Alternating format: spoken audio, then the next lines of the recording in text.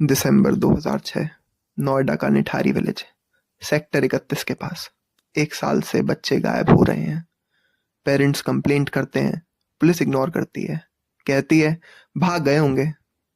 फिर दिसंबर के आखिरी हफ्ते में रेसिडेंट्स को कुछ मिलता है, हाउस नंबर D5 के पीछे ड्रेन और वाटर टैंक में प्लास्टिक बैग्स में हड्डियां, खोपड़ियां, बच्चों के पर्सनल बिलोंगिंग्स। इमेजिन करो, तुमने महीने पहले कंप्लेंट की थी, पुलिस ने सुना नहीं, और अब तुम देख रहे हो फॉरेंसिक्स टीम्स तुम्हारी ही बेटी की हेयर क्लिप निकाल रहे हैं एक प्लास्टिक बैग से।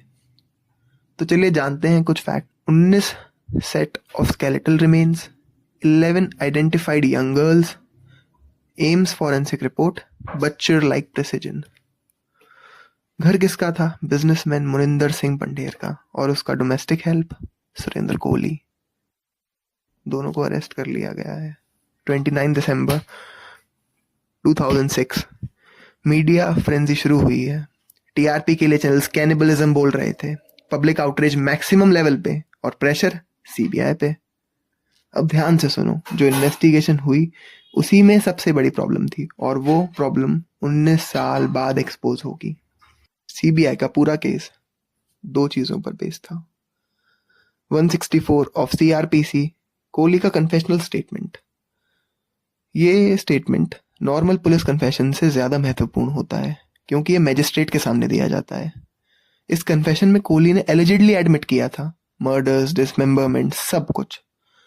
दूसरा, recovery, section 27 of Indian evidence act, जहां कोहली ने खुद इन्वेस्टिगेटर्स को ले जाके एक्स नाइफ्स दिखाए जो एलिजिडली यूज किए गए थे। लेकिन कोहली बोलते रहे टॉर्चर करके कन्फेशन लिया है, मैंने नहीं किया। ट्रायल शुरू हुई। मीडिया ट्रायल तो पहले से ही चल रही थी। सेशंस कोर्ट फरवरी 2009 में डेथ पेनल्टी देता है। सितंबर 2009 में Allahabad high court death penalty upheld करता है। फरवरी 2011 में supreme court death penalty confirm करता है। रिव्यू पिटीशन डिसमिस हो जाती है आपकी जुलाई 2014 में। प्रेसिडेंट ने मर्सी पिटीशन रिजेक्ट कर दी, डेथ वारंट इशू हो गया। तो अब तारीख है 12 सितंबर 2014, समय 7 AM, मेरठ जेल। प्रेपरेशंस शुरू हो गई हैं। 8 सितंबर 2014, रात के 1:30 बज रहे हैं। मेरठ जेल में एक आदमी को फांसी देने की तैयारी चल रही है। सिर्फ 5 घंटे बाकी हैं, और दिल्ली में चीफ जस्टिस की रेजिडेंस के बाहर एक कार रुकी है। इंदिरा जय सिंह, इंडिया की सबसे सीनियर लॉयर्स में से एक, पेवमेंट पे खड़ी हैं। उनके पास सिर्फ एक रात है एक आदमी की जान बचाने के लिए। वो आदमी सुरेंद्र कोहली। मीडिया ने उसे सीरियल किलर बोला था, कैनिबल बोला था, निठारी किलिंग्स, 19 बच्चे और औरतों के स्केलेटन मिले थे एक घर के पीछे। लेकिन नवंबर 2025 में सुप्रीम कोर्ट ने कुछ ऐसा किया जो बहुत रेयर होता है। उन्होंने उसे कंप्लीटली एक्विट कर दिया। 16 साल डेथ रो पे, फिर आजाद। कैसे, क्यों, और इसका मतलब क्या है हमारे जस्टिस सिस्टम के लिए? आज हम देखेंगे कि ऐसे केस जो प्रूफ करती हैं कन्फेशन सब कुछ नहीं होता और डेथ पेनल्टी इर्रिवर्सिबल है। 8 सितंबर, आधी रात क्रॉस हो चुकी है। इंदिरा जय सिंह को एक बात याद आ रही है। 4 महीने पहले मई 2014 में सुप्रीम कोर्ट ने मोहम्मद आरिफ केस में एक रूल बनाया था। डेथ पेनल्टी केसेस में रिव्यू पिटीशन ओपन कोर्ट में सुनना पड़ेगा, इन फ्रंट ऑफ अ 3 जज बेंच। पर्सन को अपना केस प्रेजेंट करने का मौका मिलना चाहिए। कोहली का रिव्यू क्लोज चेम्बर्स में डिसमिस हो गया था, बिना ओपन हियरिंग के। जय सिंह बाहर खड़ी हैं, प्रोटोकॉल का पूरा ध्यान रखते हुए। उन्हें पता है पब्लिक सिंपैथी कोहली के साथ नहीं है। मीडिया ने मॉन्स्टर बना दिया है उसे। कोई टीयर्स नहीं बहाएगा एग्जीक्यूशन पे। बट ये प्रिंसिपल की बात है, रूल ऑफ लॉ की बात है। एक तरफ दिल्ली में इमरजेंसी हियरिंग हो रही है, दूसरी तरफ मेरठ जेल में गैलोज रेडी हैं। 80 किलोमीटर का फासला, 5 घंटे का टाइम। 1:40 इमरजेंसी बेंच कंस्टिट्यूट होती है। जस्टिस HL दत्तू और जस्टिस अनिल R दवे, और वो स्टे ऑर्डर दे देते हैं 1 हफ्ते के लिए। एग्जीक्यूशन रुक गई। अक्टूबर 2014, ओपन कोर्ट में review dismiss. January 2015, justice D.Y. Chandrachud, future chief justice of India, death sentence को लाइफ इम्प्रिजनमेंट में कन्वर्ट कर देते हैं। अगर वो मिडनाइट इंटरवेंशन नहीं होती, कोहली 2014 में ही एग्जीक्यूट हो जाता और 2025 में जो ट्रूथ बाहर आई वो कभी आती ही नहीं। प्लॉट ट्विस्ट आता है। याद है मैंने बोला था मल्टीपल केसेस थे, कोहली को 13 केसेस में कन्विक्ट किया गया था, सेम एविडेंस पे, सेम कन्फेशन, सेम रिकवरीज। अक्टूबर 2023 इलाहाबाद हाई कोर्ट 12 केसेस में कोहली को एक्विट कर देते हैं, एक साथ 12 एक्विटल्स। कोर्ट ने क्या बोला सुनिए केयरफुली।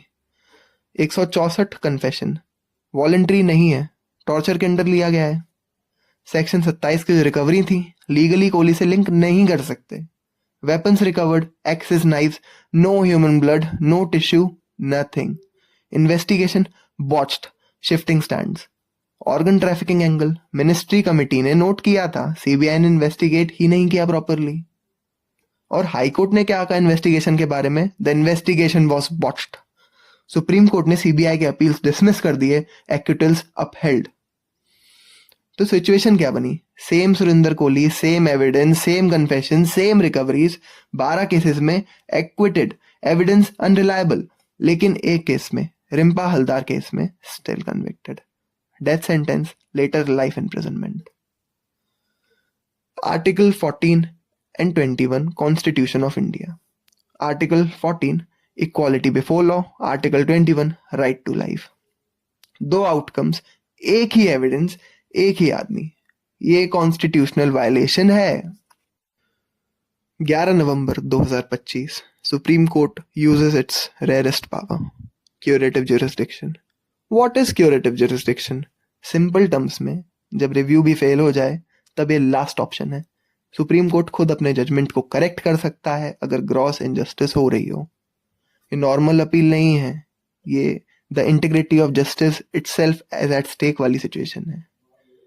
3 जजेस, chief justice B.R. Gavai, justice Suryakant who is currently serving as the chief justice of India, और जस्टिस विक्रमनाथ। एक ही सवाल था, सेम एविडेंस पे कॉन्ट्रडिक्टरी जजमेंट्स कैसे स्टैंड कर सकते हैं?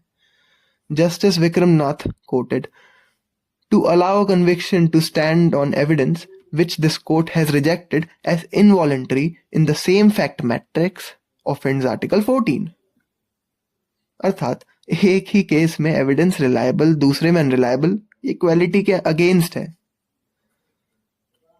Arbitrary disparity in outcomes on identical records is inimical to equality before law. Court ने यह भी कहा with deep regret, despite prolonged investigation, the actual perpetrator has not been established. मतलब रियल कल्प्रिट आज भी पकड़ा नहीं गया है।